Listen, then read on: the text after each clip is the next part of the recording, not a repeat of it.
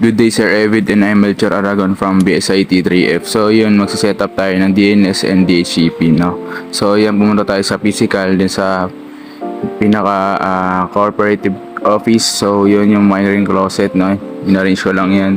Then agad ako. Tapos sunod-sunod na rin yan hanggang sa umabot ng 9.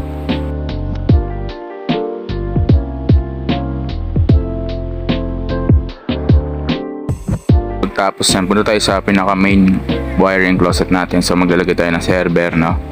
Then switch. So pagkalagay natin ng switch, no, nalagay tayo ng router and PC, no? So bumalik tayo sa logical para i-arrange natin, no? Para di tayo malito kapag mag-arrange tayo sa logical. Ayusin muna natin. So once na naayos na, balik tayo sa physical, din balik tayo sa mga wiring closet, no? Lalagyan natin ng router and PC, no? Isa-isa sila.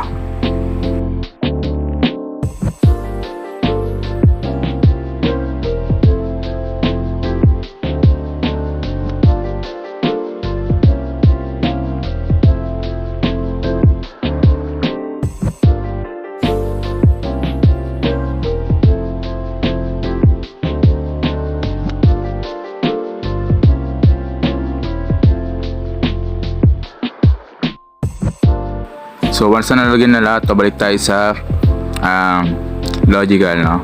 So balik tayo sa logical, no? So yun, i-arrange natin yan, no? So arrange muna natin.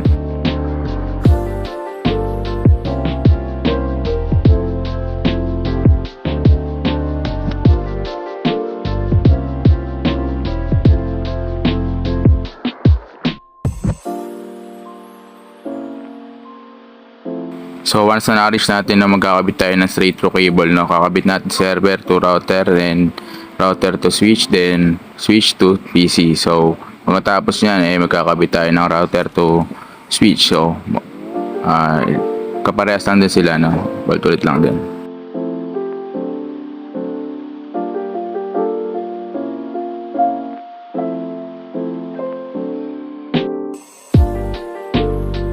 So once na natapos na mag-connect, no, pumunta tayo sa physical, then dyan ayusin natin yung cable, lalagyan natin ng color para di tayo magkalituhan.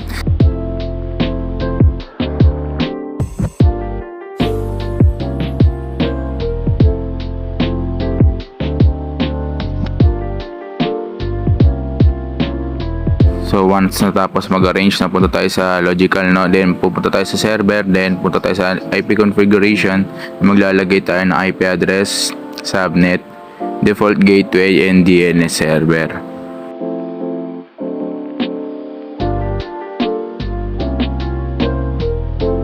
So once na natapos, pumunta tayo service, no, punta tayo DHCP, no.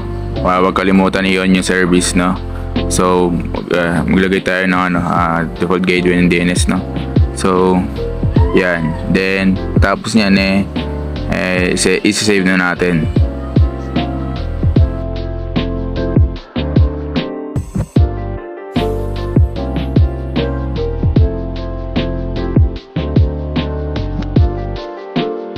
Kapag natapos na, punta tayo ng DNS, no.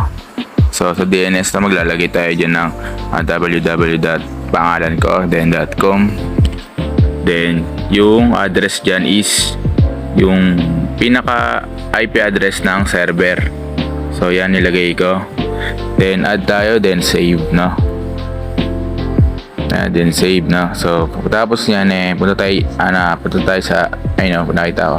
Then punta tayo sa HTTP, no. So sa may index HTML, so edit lang natin yan, no. May iniba lang ako dyan, nilagay ko lang yung pangalan ko dyan. Then kung gusto nyo, meron kayong sariling code, pwede nyo i-paste dyan, no.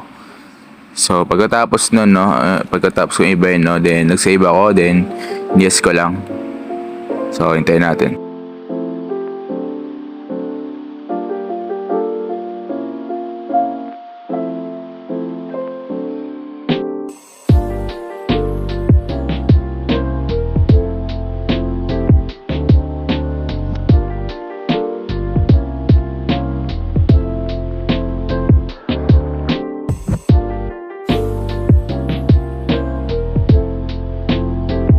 So Okay, natapos na. So, punta tayo sa pinaka-router, no? Chinek ko lang, no? Then, punta na tayo sa router. Yan. Then, punta tayo GUI, no? So, magsiset tayo ng IP address dyan. So, nilagay ko na lang din yun dito yung default, no? So, 192.168.0.1, no? So, default yan, no? IP address natin sa router. So, nag-set tayo sa may subnet and save natin sa ilalim. Then, dito tayo status. Then, ayan, pinindot ko yung PC para mabilis. So, ayan. Once na matapos yung orange na yan, tsaka na lang tayo, doon na tayo mag-renew. So, hintayin natin hanggang mag-green.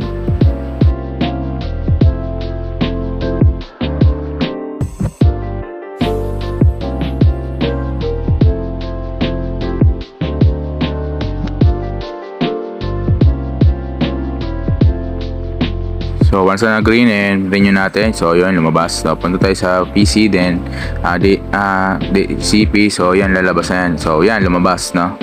So, punta tayo sa web browser natin, then search natin yung 192.168.1.1, ay yung server natin sa website. So, yan, lumabas ang pangalan ko, then yung nilagay ko. So, punta tayo sa isang router, no? So, lagyan natin yung pinaka-gateway natin, no? 11.11.11. Then, save natin, no? So, punta tayo status, then hintayin natin, no? So, ganun din sa mga kabilang router, no? Ganun ang gawin natin. So, naglalagay lang tayo ng IP address yan, no? Para-paras lang, 11.11.11. Yan. Then, save lang. Status, ganun lang din hanggang sa malagyan natin lahat ng router.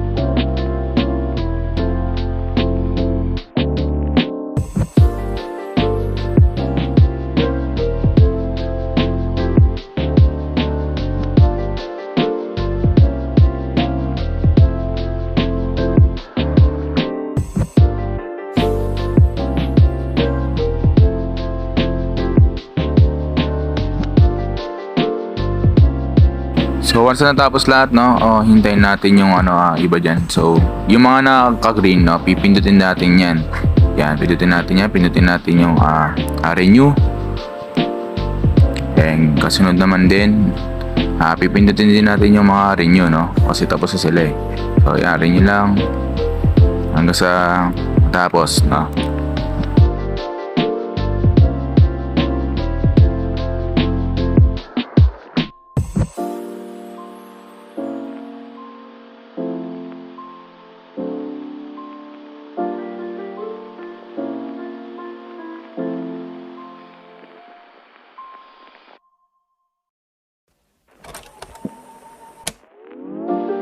Pagkatapos punta na tayo sa PC1, no?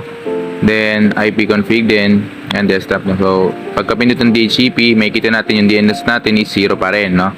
Kahit anong pilit pa rin is 0 pa rin. So ang nangyayari kasi diyan, hindi tayo nag-save gamit sa subnet mask, bali nag-save lang tayo through IP address, no?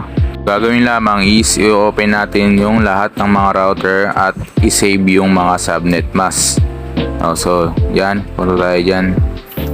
So, yan, testing ko pa rin. So, wala kahit ano pa rin, 0 pa rin.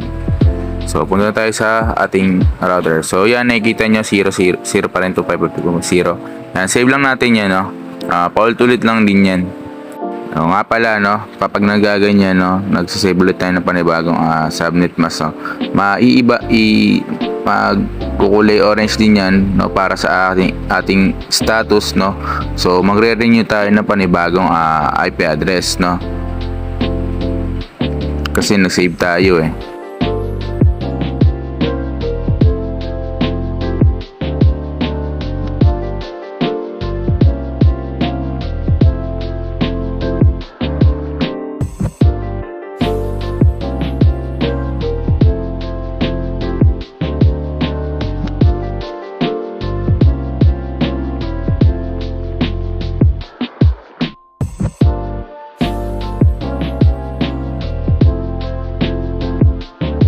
once na na-save lahat, no, then punta tayo sa ating router, then sa may status dyan, then renew.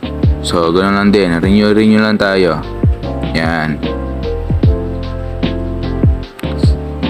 ulit lang yan sa mga magkabilang router.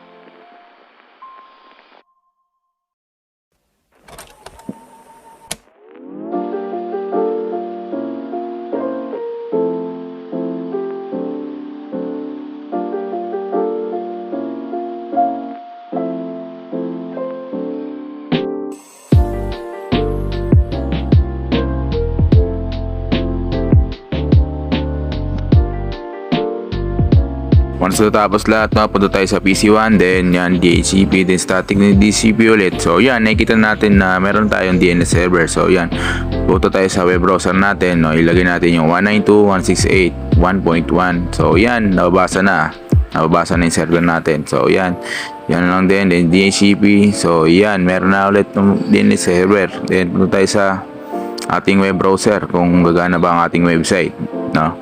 So yan, naglagay ang IP address. So yan, binabasa. Paulit-ulit lang natin to gawin, no, sa mga PC, no, kung gagana ba lahat, kung nako-call niya ba mismo si server, kung nabubuksan niya ba mismo yung website, no, gamit IP address.